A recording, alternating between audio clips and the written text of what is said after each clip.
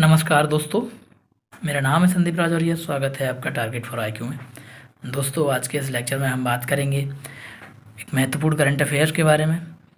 तो दोस्तों, बिना समय को गवाए हुए स्टार्ट करते हैं। आज का टॉपिक है प्रिवेंटिव डिटेंशन। तो दोस्तों, हमारे देश में कुछ ऐसे कानून हैं जो कि कुछ ऑफेंसेस को होने से पहले ही रोक देना चाहते हैं, ऐसे उद्देश्य से बनाए गए हैं। तो ये क्या करते हैं, किसी भी व्यक्ति के को डिटेन कर लेते हैं जो ऐसा कोई ऑफेंस करने वाला है, इसको प्रिवेंट करने के लिए। तो दोस्तों, इस लेक्चर के बाद में आप सक्षम हो जाएंगे कि आपसे कोई अगर डिस्क्रिप्टिव प्रश्न भी पूछा जाता है कि भारत में जो है प्रिवेंटिव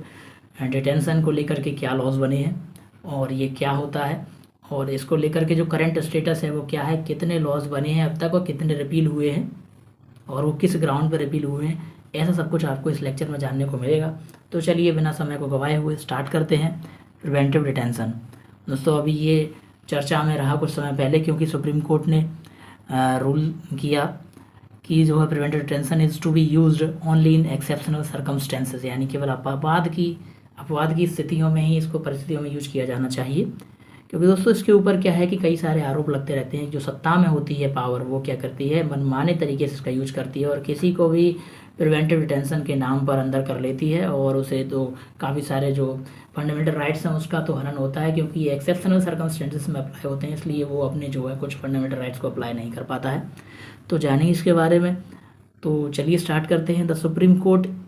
जो है in an order observed that preventive detention is an exceptional power of the state which affects the personal liberty of individual and has to be employed sparingly, यानी कि जो है इसको ध्यानपूर्वक अप्लाई करना चाहिए। ये जो पावर है प्रिवेंटिव डिटेंशन की, ये एक्सेप्शनल पावर है स्टेट की, और ये क्या करती है, जो हमारे कॉन्स्टिट्यूशन में पार्ट 3 में जो फंडामेंटल राइट्स दिए गए हैं उनमें एक पार्ट है फंडामेंटल लिबर्टी को लेकर के, जो फंडामेंटल राइट है पर्सनल लिबर्टी को लेकर के, उसको इफेक्ट करती है ये। दोस्तों, कोर्ट ने कहा है कि यहाँ पर कोर्ट ने अंतर स्पष्ट किया है between law and order situations and public disorder, यानी कि देखिए, एक लॉ एंड ऑर्डर होता है, एक पब्लिक डिसऑर्डर होता है। तो लॉ एंड ऑर्डर के लिए जो है जनरल रूल्स अप्लाई होते हैं हमारे आईपीसीज वगैरह, लेकिन जो पब्लिक डिसऑर्डर की स्थिति होती है उसमें जो है प्रिवेंटिव डिटेंशन को अप्लाई किया जा सकता है, ऐसा सुप्रीम कोर्ट ने कहा है। सुप्रीम कोर्ट ने 1982 के जो है एक केस को रेफ़र किया है, उसका रेफरेंस दिया है, और उसमें कहा है कि जो प्रिवेंटिव डिटेंशन है ये device to afford protection to society, यानी कि जो कि ये समाज को सुरक्षा की दृष्टि से इसको यूज करना चाहिए प्रिवेंटिव डिटेंशन को, ऐसा कहा गया है सुप्रीम कोर्ट में। इसका जो ऑब्जेक्टिव है ये किसी व्यक्ति को पनिश करने के लिए नहीं होना चाहिए। जैसे किसी व्यक्ति ने कुछ कार्य कर दिया तो उसको पनिश करने के लिए इस लॉ का यूज नहीं करना चाहिए, बल्कि इसको तो इंटरसेप्ट करने के लिए, अगर कोई व्यक्ति ऐसा करता है उससे पहले ही उसको रोकने के लिए करना चाहिए यूज, और उसे इस तरह का कार्य करने से बाधा डालने, इंटरसेप्ट करने या फिर उसे रोकने के लिए, प्रिवेंट करने के लिए इस एक्ट का यूज करना चाहिए। दोस्तों, अब जान लेते हैं प्रिवेंटिव डिटेंशन क्या है उसके बारे में। तो दोस्तों, ये क्या है, it is the detention of a person on a mere reasonable apprehension of him doing an activity dangerous to public order and security, यानी कि देखिए, जो पब्लिक ऑर्डर और सिक्योरिटी है उसके लिए अगर कोई व्यक्ति ऐसा कार्य करने जा रहा है जो पब्लिक ऑर्डर और सिक्योरिटी के लिए डेंजरस साबित हो सकता है, खतरनाक साबित हो सकता है, तो ऐसे व्यक्ति को इस ग्राउंड पर ही डिटेन कर लिया जाए, ऐसा ये प्रिवेंटिव डिटेंशन लॉ है। यहाँ पर जो person is confined in custody without undergoing trial, यानी कि इसके ऊपर कोई ट्रायल नहीं होगा, इसको कस्टडी में रखा जाएगा ऐसे प्रकार के व्यक्ति को। आर्टिकल 22 का क्लॉज 1 एंड क्लॉज 2 जो है वो हमें प्रोटेक्शन के बारे में बताता है, अरेस्ट और डिटेंशन से हमें जो प्रोटेक्शन है उसके बारे में बताता है। लेकिन जो इसका सब क्लॉज इसका क्लॉज 3 है वो कहता है कि इस तरह का जो प्रोटेक्शन है वो अवेलेबल नहीं है ऐसे व्यक्तियों को जो अरेस्ट और डिटेन किए गए अंडर प्रिवेंटिव डिटेंशन लॉज के। तो कई सारे हमारे यहाँ पे लॉज हैं जो कि इस तरह का प्रिवेंटिव डिटेंशन प्रोवाइड करते हैं। जैसे कौन से हैं, कोड ऑफ क्रिमिनल प्रोसीजर, और जो narcotic drug and psychotropic substances act 1985, unlawful activities prevention act etcetera, ये करते हैं प्रिवेंटिव डिटेंशन को परमिट। तो दोस्तों, अभी एनसीआरबी की रिपोर्ट के अनुसार, जो क्राइम्स इन इंडिया रिपोर्ट 2021 आई है, उसके अनुसार जो है 1,10,000 लोगों से अधिक लोग जो है प्रिवेंटिव डिटेंशन के अंदर रखे गए हैं 2021 में, जो कि 2017 के बाद से हाईएस्ट नंबर है। और दोस्तों, जो criminal procedure code of India है, CRPC जो है, वो भी प्रोवाइड करता है सेक्शन 151 के अंदर प्रिवेंटिव डिटेंशन को। तो according to section 151 of the code of criminal procedure, the police are empowered to make preventive arrest if they believe they must do so to prevent the commission of any cognizable offence. यानी कि लग रहा है police को कोई cognizable offence करने वाला है कोई पर्सन, तो उसको प्रिवेंट किया जा सकता है according to section 151 of the CRPC। दोस्तों अब जान लेते हैं विस्तृत रूप से कि जो हमारा कॉन्स्टिट्यूशन में जो ये आर्टिकल 22 है ये क्या कहता है, कौन से कॉन्स्टिट्यूशन सेफगार्ड्स मिले गए हैं हमें प्रिवेंटिव डिटेंशन को लेकर के। तो दोस्तों यहाँ पे जो है article 22 protection against arrest and detention in certain cases,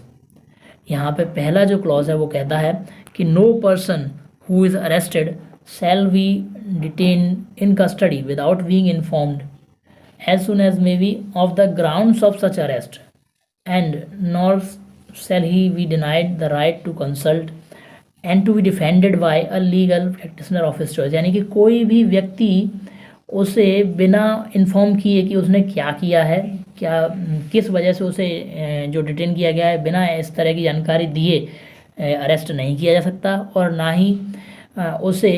जो कंसल्टेशन का जो राइट है, यानी कि उसका जो लीगल प्रैक्टिशनर है, उसका जो एडवोकेट है, उससे उसे कंसल्ट करने का जो राइट है उसे डिनाई किया जा सकता है। यानी कि उसे एक एडवोकेट भी प्रोवाइड किया जाएगा, ये उसका राइट है। और दोस्तों उसे बिना बताए कि उसको किस जुर्म में गिरफ्तार किया ऐसा नहीं किया जाएगा, ये आर्टिकल 22 का क्लॉज 1 कहता है। तो इसका क्लॉज 2 क्या कहता है दोस्तों, ये कहता है every person who is arrested and detained in custody shall be produced before the nearest magistrate within a period of 24 hours of such arrest। यानी कि देखिए जब भी कोई व्यक्ति को अरेस्ट किया जाता है, डिटेन किया जाता है कस्टडी में, तो उसे जो है जो कि नियरेस्ट मजिस्ट्रेट होता है उसके पास में विदिन 24 आवर्स ले जाया जाता है, यानी कि 24 घंटे के भीतर उसे पेश करना होता है। इसमें वो टाइम इंक्लूड नहीं होता है दोस्तों जो कि जो रास्ते में लगा है, जैसे कि कहीं से अगर उसे अरेस्ट किया गया है और डिटेन कोई परिस्थितियाँ आ गई हैं जहाँ से कि रास्ते में समय लग गया है, तो वो नहीं जो इंक्लूड किया जाएगा। 24 आवर्स के अंदर वही टाइम आएगा जो कि रीज़नेबली उसे रखा गया है कस्टडी के अंदर, उसमें जर्नी का टाइम इंक्लूड नहीं होगा। And no such person shall be detained in custody beyond the set period without the authority of magistrate. यानी कि मजिस्ट्रेट जब तक कह ना देंगे, जब तक ये मजिस्ट्रेट की बिना अथॉरिटी के इस तरह के किसी व्यक्ति को ज़्यादा समय के लिए डिटेन नहीं किया जाएगा, कस्टडी में नहीं रखा जाएगा। अब दोस्तों इसका जो क्लॉज 3 है वो कहता है कि नथिंग इन क्लॉज 1 एंड 2, यानी कि जो अभी ऊपर के 1 एंड 2 क्लॉज में जो बताया गया वो कोई भी अप्लाई नहीं होगा अगर to any person who for the time being is an enemy alien, यानी कि दोस्तों किसी शत्रु देश का वो नागरिक है तो ये अप्लाई नहीं होगा 1 और 2 सेक्शन। और to any person who is arrested or detain under any law providing for preventive detention, यानी कि अगर कोई प्रिवेंटिव डिटेंशन के लिए लॉ बनी है उसके अंदर अगर किसी को अरेस्ट या डिटेन किया जाता है तो भी ये दोनों क्लॉज ऊपर वाले नहीं अप्लाई होंगे। अब दोस्तों यहाँ पर जो इसका जो क्लॉज 4 है वो कह रहा है no law providing for preventive detention shall authorise the detention of a person for a longer period than 3 months. यानी कि जैसे प्रिवेंटिव डिटेंशन के अंदर अगर उसे गिरफ्तार किया गया है तब भी कोई भी जो है ऐसे व्यक्ति को 3 महीने से ज़्यादा तक नहीं रखा जाएगा उसे कस्टडी में, अनलेस, यानी कि 3 महीने से ज़्यादा अगर रखना है तो कंडीशंस कौन सी होंगी, वो ये होंगी कि जैसे एक जो एडवाइजरी बोर्ड होगा जिसमें ऐसे व्यक्ति होंगे जो क्वालिफाइड होंगे as to be appointed as जजेस ऑफ अ हाई कोर्ट, यानी कि एक हाई कोर्ट के जज के समकक्ष योग्यता रखने वाले बोर्ड के जो सदस्य होंगे, ऐसे एडवाइजरी बोर्ड की एडवाइस पर ही उसे जो है 3 महीने से ज़्यादा के लिए रखा जा सकता है यदि ऐसे बोर्ड का जो ओपिनियन है वो sufficient cause for such detention, यानी वो मानते हैं कि उनके पास में ऐसा कोई कॉज है जिससे इस तरह का डिटेंशन होना चाहिए। तो दोस्तों यहाँ पर कह रहे हैं कि जो है एडवाइजरी बोर्ड की कंसेंट होनी चाहिए, अथॉरिटी होनी चाहिए, तभी 3 महीने से ज़्यादा रख सकते हैं। लेकिन इसका जो आर्टिकल 22 का क्लॉज 7 है उसका सब क्लॉज बी है वो ये कहता है दोस्तों, यहाँ ये कहता है कि पार्लियामेंट कोई भी लॉ बना सकती है। देखिए दोस्तों ये कहता है कि पार्लियामेंट में बाय लॉज प्रिस्क्राइब, यानी कि किसी भी लॉ के द्वारा ये कह सकती है कि जो सर्कमस्टेंसेज अंडर विच द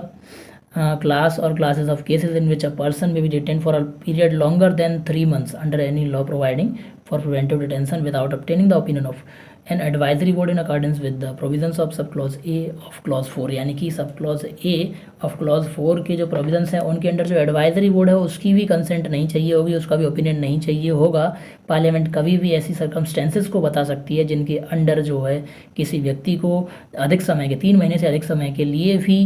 गिरफ्तार किया जा सकता है या फिर कस्टडी में रखा जा सकता है बिना एडवाइजरी बोर्ड की ओपिनियन के कंसेंट के, ये कहते हैं। तो ये उसका एक्सेप्शन हो गया दोस्तों कि भाई पार्लियामेंट चाहे तो कर भी सकती है, और पार्लियामेंट कर सकती है कोई भी मैक्सिमम पीरियड फिक्स कर सकती है जिसके लिए इस तरह के किसी व्यक्ति को जो है डिटेंशन में रखा जा सकता है, प्रिवेंटिव डिटेंशन में रखा जा सकता है। दोस्तों अब बात करते हैं laws providing for preventive detention in India, यानी कि भारत में जो है प्रिवेंटिव डिटेंशन के लिए कौन सी लॉज बनी है, जो कौन सी लॉज हैं वो इस तरह का प्रिवेंटिव डिटेंशन प्रोवाइड करती हैं। तो देखो, फर्स्ट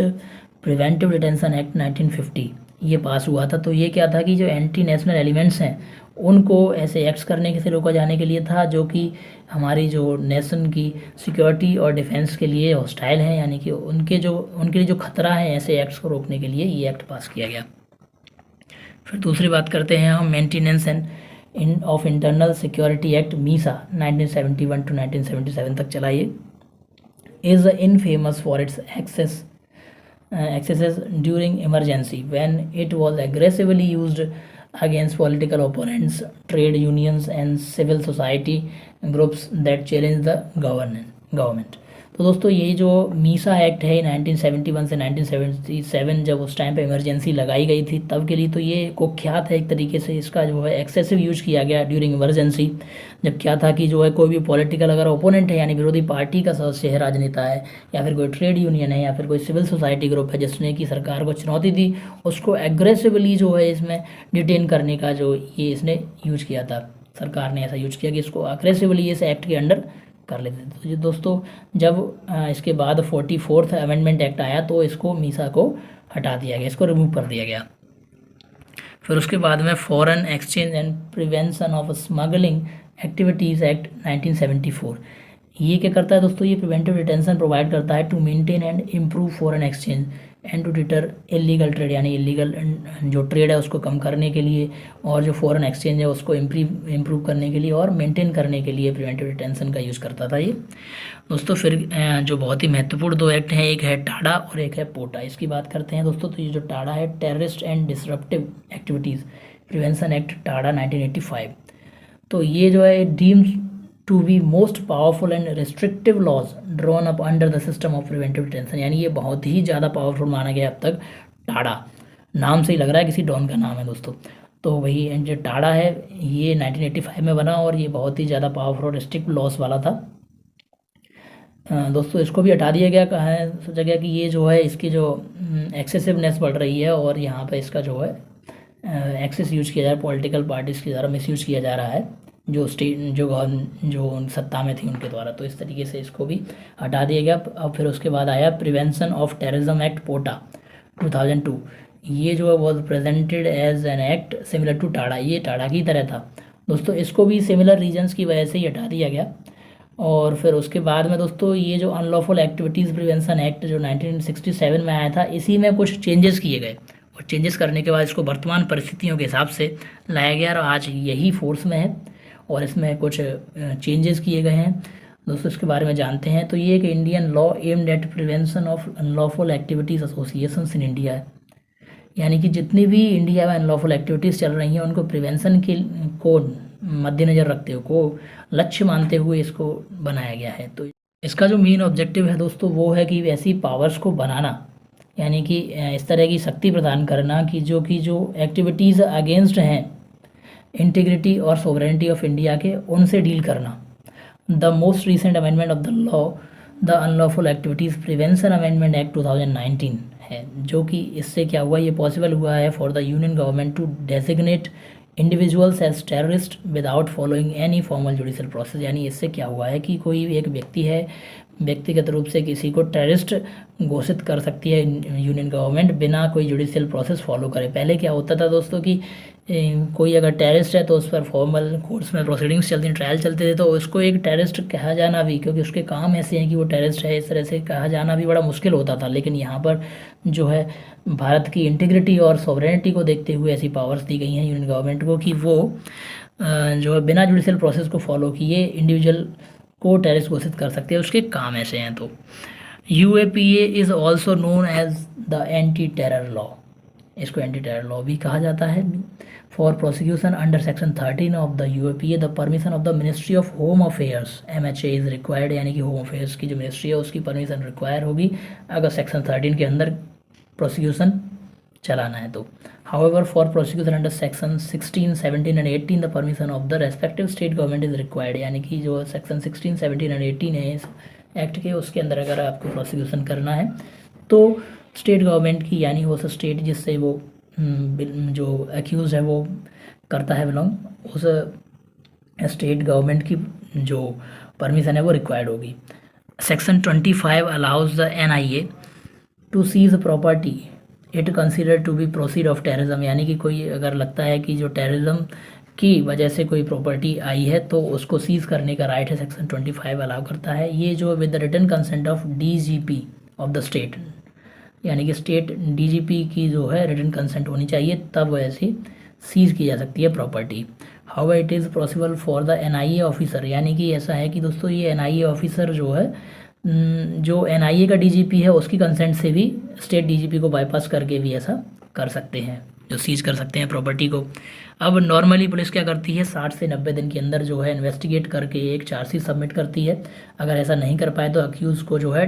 बाय डिफ़ॉल्ट ही जो है उसे वो प्राप्त कर सकता है जमानत। लेकिन जो UAPA है इसमें जो है प्री चार्जशीट टाइम, जो चार्जशीट से पहले का जो टाइम है वो एक्सटेंड कर दिया 180 डेज तक, यानी कि 6 महीने तक आपको समय मिला है, आप इसमें चार्जशीट फाइल कर सकते हैं। For the normal bail rules do not apply to an accused under section 43D5 of UAPA, यानी कि जो है इसमें नॉर्मल बेल रूल्स भी अप्लाई नहीं होंगे जो सेक्शन 43D5 ऑफ UAPA के अकॉर्डिंग है। अब दोस्तों बात करते हैं कि सुप्रीम कोर्ट के प्रिवेंटिव डिटेंशन को लेकर के क्या व्यूज़ हैं, क्या उनके कहने हैं, क्या उनके निर्णय हैं। तो दोस्तों एक case AK Gopalan versus state of Madras 1950 का है। इसमें कोर्ट ने एक ग्रीन फ्लैग दिया to the preventive detention act because of the presence of explicit provisions of article 22(5). अब दोस्तों दूसरा केस है वो है Sibban Lal versus state of Uttar Pradesh. इसमें क्या है कि supreme court of India stated that a courtroom is not even competent to inquire into reality or in any case of the facts which are referenced as the grounds of डिटेनमेंट। यानी कि दोस्तों यहाँ पर कहा गया कि जो कोर्ट रूम है, सुप्रीम कोर्ट ने कहा इस केस में कि जो कोर्ट रूम है वो इतना सक्षम नहीं है कि वो इंक्वायरी कर ले और जो रियलिटी है वो उसको पता कर ले, इस तरह के केसेस में क्या फैक्ट्स हैं उनको पता कर ले। तो जो ग्राउंड है डिटेनमेंट के उन सबको उनकी रियलिटी जान सके, ऐसा कोर्ट रूम तो कॉम्पिटेंट नहीं है, इसलिए इसको उन्होंने अपील किया कि भाई इसके बारे में ये चीज़ बोली। और दोस्तों एक और है जो है Shambhunath Shankar versus state of waste Bengal. इसमें क्या कहा है दोस्तों देखते हैं। तो although the consent of preventive detention is in itself is draconian and infringes the fundamental rights guaranteed in the constitution. यानी कि दोस्तों ऐसा है कि इसमें कहा गया कि जो प्रिवेंटिव डिटेंशन है ये जो हमारे फंडामेंटल राइट्स हमें गारंटी दी गई है उसको इन्फ्रिंज करते हैं, लेकिन फिर भी कई बार कुछ बार sometimes it is necessary for the state to take such extreme steps to maintain the security of the country. यानी कि जो राष्ट्र की सिक्योर सुरक्षा है उसको ध्यान में रखते हुए कई बार स्टेट के लिए नेसेसरी हो जाता है कि इस तरह की जो है कड़े कदम को उठाए। तो ऐसा Shambhunath Shankar versus state of waste Bengal में कहा गया। तो दोस्तों ये तो था आज का लेक्चर। आई होप कि आपको बहुत ज़्यादा मददगार साबित हो। तो चलिए इसी तरह की वीडियोज़ में मिलते हैं अगली बार। Till then thank you very much.